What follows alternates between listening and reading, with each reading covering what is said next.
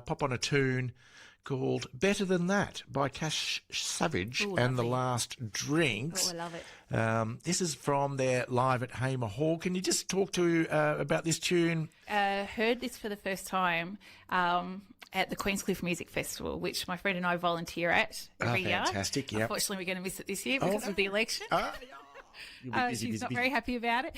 But yes, saw them playing this was absolutely blown away to the point, of people that keep on voting one of the major parties to be safe. And then after the election coming out and saying, oh, but I thought you'd do this. But I thought you'd do that. You said you'd do this, but you're not doing it.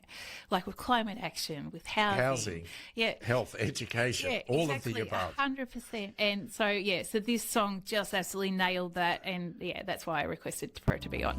Secret